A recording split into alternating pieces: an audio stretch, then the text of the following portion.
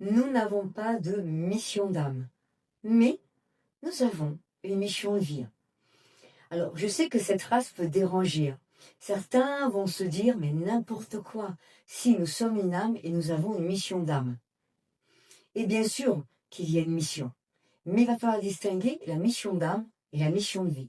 Certaines personnes croient que c'est la même chose, mais pourtant, il y a une différence assez conséquente, mais très subtile faut-il être. Donc, si tu restes cette vidéo, en tout cas, c'est que le titre t'a attiré et résonné en toi. Et c'est peut-être parce que quelque chose réagit à travers cette idée que tu n'as pas de mission d'âme, mais une mission de vie. Et peut-être même que tu te sens perdu, bloqué, en quête de sens, en reconversion, et que tu cherches à te réaligner.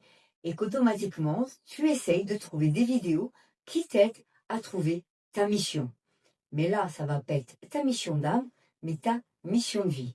Donc, installe-toi et je t'explique. Il y a une confusion aujourd'hui dans la spiritualité. Une confusion assez importante qui fait qu'on met mission d'âme et mission de vie dans le même panier.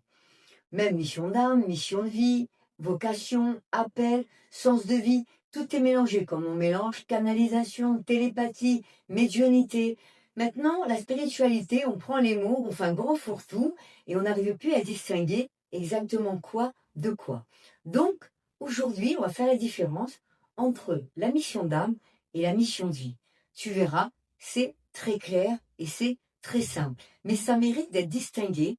Pourquoi? Parce qu'aujourd'hui, on est dans une ère où la question, une des questions principales, et j'ai fait mes recherches sur Internet, que l'on se pose au niveau spirituel, c'est comment trouver sa mission de vie ou comment savoir que l'on est dans sa mission de vie. D'ailleurs, une personne sur 5, et le taux augmente chaque année, se reconvertit. Donc, une sur 2 se reconvertit pour donner du sens à son activité professionnelle. Donc, le sujet, il est pertinent et il est important. Déjà, répondons à cette question, pourquoi tout se mélange? Parce qu'aujourd'hui, tout le monde est ouvert à ces spiritualités, c'est un mouvement qui s'amplifie de plus en plus. Le problème, c'est qu'on part du principe que la mission, c'est quelque chose d'extraordinaire, que elle est attribuée à certaines personnes, des élus. Beaucoup ont ce discours, de nombreuses personnes, et on peut le voir sur les réseaux, sauf que la mission, ça peut être quelque chose de beaucoup plus cartésien, et pourtant, ça va rester un talent spirituel, ça va rester un talent profond. Donc, ce qui nous amène à une grande confusion intérieure, les discours changent d'une personne à une autre, et comment savoir et délier le vrai du faux? C'est une véritable question. Donc je vais essayer humblement de répondre à cette question. Le vrai problème ici aujourd'hui, ce n'est pas que tu n'as pas de mission d'âme, c'est de différencier la mission d'âme et la mission de vie.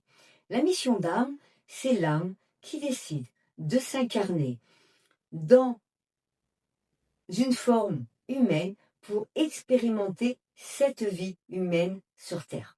Donc elle choisit de prendre une forme. D'ailleurs, incarnation, ça veut dire part divine qui prend une forme.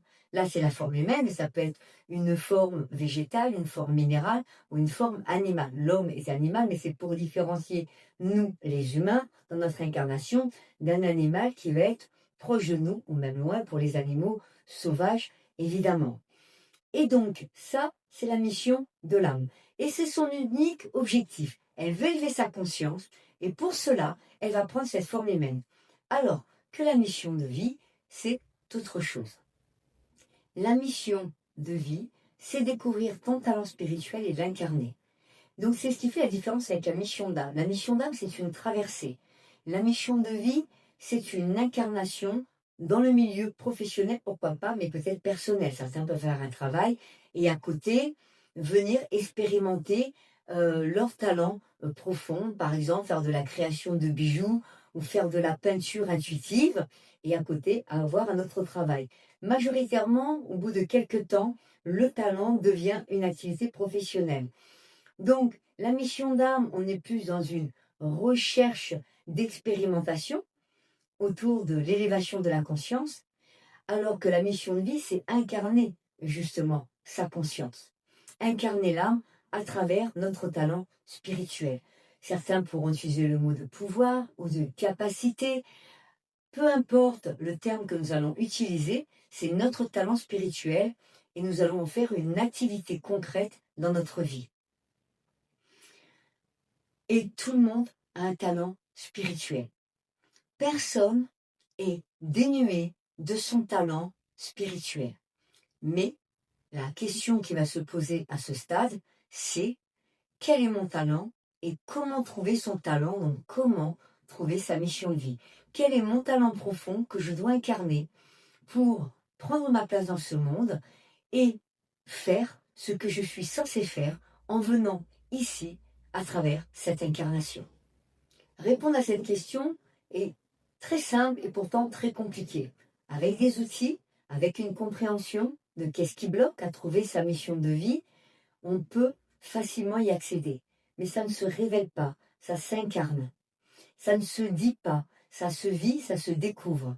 Souvent, on va aller consulter une personne qui va nous dire quelle est notre mission. Majoritairement, pour moi, personne ne peut dire à une autre personne quelle est sa mission. Parce que le but du chemin, c'est de découvrir sa mission. Donc, aucune personne n'est autorisée à venir interférer dans le chemin d'âme d'une autre personne pour lui dire qu'est-ce qu'elle est censée faire. Puisque le but de son incarnation, c'est-à-dire là, la mission d'âme d'élever sa conscience, c'est justement de découvrir cette mission. Et après, nous, de l'incarner en tant qu'humain, de la refaire descendre dans la matière avec des décisions et de l'action. Et c'est là que ça peut bloquer, parce qu'il y a plusieurs stades de résistance autour de ça. Donc c'est important de différencier sa mission d'âme, parce que là, vous êtes déjà en train de l'accomplir, puisque vous êtes incarné, vous êtes sur Terre en tant qu'humain. Moi, je suis Sonia. Voilà. Mon âme a choisi d'incarner ce personnage et j'accomplis ma mission de vie qui est d'accompagner les personnes pour justement lever leur blocage cognitif, émotionnel, identitaire et de découvrir quelle est leur mission de vie. Pour d'autres personnes, c'est peut-être créer une association pour s'occuper des animaux, c'est peut-être transmettre à travers des formations, à travers un livre, c'est peut-être être acteur pour amener des émotions aux gens, c'est peut-être être journaliste pour transmettre une vérité de ce qui se passe en dehors de nos territoires. Chaque mission a une valeur et on a besoin de chaque talent. Chaque personne a un talent dont nous avons besoin. Toi, moi, vous, tout le monde. Personne n'a un talent qui est inutile. Et c'est pour ça que c'est important, à un certain stade de notre chemin, de découvrir notre mission de vie, de différencier ces deux plans, mission d'âme, mission de vie, pour pouvoir découvrir cette mission et l'incarner, car il y a une nécessité. Chacun doit apporter sa lumière dans ce monde, et cette lumière, ce monde en a besoin. Ce qui signifie qu'il n'y a rien de moins spirituel dans la mission de vie que la mission d'âme. C'est juste de déplacer la mission. La première mission, l'âme s'incarne pour expérimenter la vie humaine. Elle vient avec un bagage à talent spirituel qui va permettre à la personne, à travers cette lumière, ce talent, d'apporter quelque chose dans ce monde. Donc évidemment, il y a à la fois l'expérimentation, mais il y a à la fois, évidemment, ce qu'on apporte, le don que l'on va faire. C'est pour ça qu'il y en a qui disent don, on pourrait voir ça comme quelque chose de péjoratif, mais non, j'apporte un don, c'est-à-dire mon talent, et ce don, c'est quelque chose que je donne à ce monde. Ça n'empêche pas d'en faire une activité professionnelle. Attention à ces vérités, de dire que comme on a un talent, on ne va pas se faire payer. Si on en fait une activité professionnelle, tout talent, toute activité, tout travail mérite salaire, donc il n'y a aucune difficulté à se faire rémunérer. Pour appuyer cette théorie, qui reste évidemment ma vérité, mais qui pour moi semble juste, je vais vous parler d'un psychiatre qui était survivant des corps, Victor Franks. Il a beaucoup travaillé sur la question du sens de la vie. Il expliquait que le sens ne se trouve pas en se posant la question « quelle est ma mission ?», mais plutôt en se demandant « qu'est-ce que la vie attend de moi ici et maintenant ?» Le sens ne descend pas d'en haut, il se révèle dans l'engagement, dans l'incarnation et dans l'action juste. Et c'est ça, cette véritable question. Quand on se dit « quelle est ma mission de vie ?», on devrait plutôt se demander déjà quel sens j'ai envie de donner à ma vie et quel don je peux apporter dans la vie, dans ce monde. Mais pour cela, il faut déjà trouver sa place, son identité. Et ça, c'est vraiment un des piliers très importants qui fait partie de mon accompagnement, parce que sans cette identité, c'est très difficile de trouver son talent spirituel et de l'incarner. La problématique qui va se poser à ce stade, maintenant, c'est les blocages, évidemment. Parce que lorsqu'on cherche cette mission de vie et qu'on se pose la question, c'est qu'on se sent bloqué et perdu.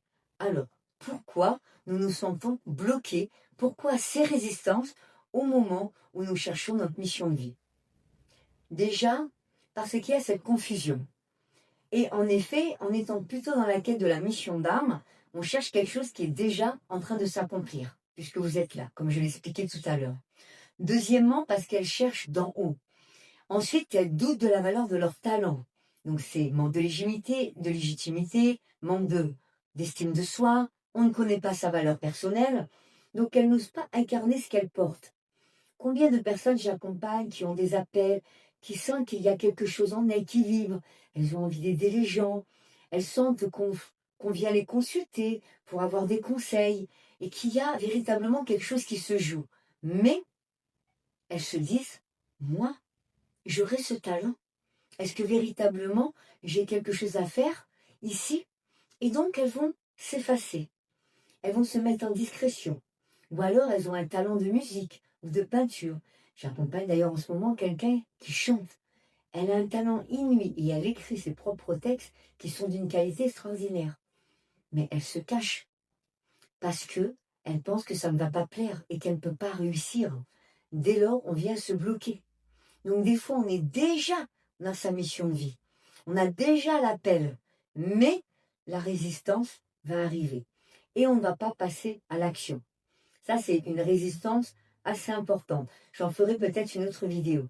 Donc, dès lors, cela ne peut pas fonctionner parce que la mission de vie, c'est un mouvement. Et ça va demander des décisions et de l'action. Avec en amont, évidemment, de lever les blocages, de comprendre son identité, de découvrir quel est son talent. Cette résistance-là, elle arrive au moment du passage à l'action. On a différents stades de résistance.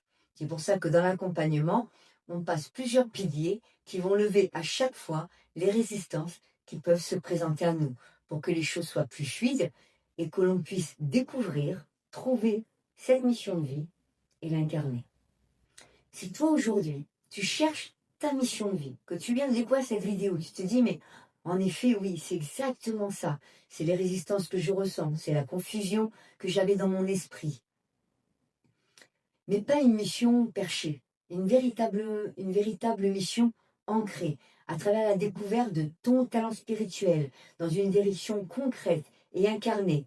C'est exactement ce que l'on travaille avec l'accompagnement Catalyst. Lever les blocages cognitifs, émotionnels, clarifier ton identité, reconnaître et incarner tes talents, trouver ta place et ta voix dans ce monde. Donc, si cela t'appelle, j'offre 30 minutes avec moi, sans engagement. Cet échange, il est simple. Tu me donnes tes problématiques, où tu en es, et moi je te donne un plan d'action. Et après, on verra ensemble. Donc n'hésite pas, tu as juste à cliquer sur le lien dessus. C'est très simple, tu bloques. Moi après, je te contacterai. On fera déjà quelques échanges pour préparer la séance. Et après, on se retrouvera à l'heure et au jour qui aura été programmé. En tout cas, merci si vous avez suivi cette vidéo. N'hésitez pas à me dire si c'est justement une vérité que vous avez de penser qu'on avait une mission d'âme ou que mission d'âme et mission de vie, c'était la même chose. Et si cela résonne en vous. Je vous dis à très bientôt pour une nouvelle vidéo.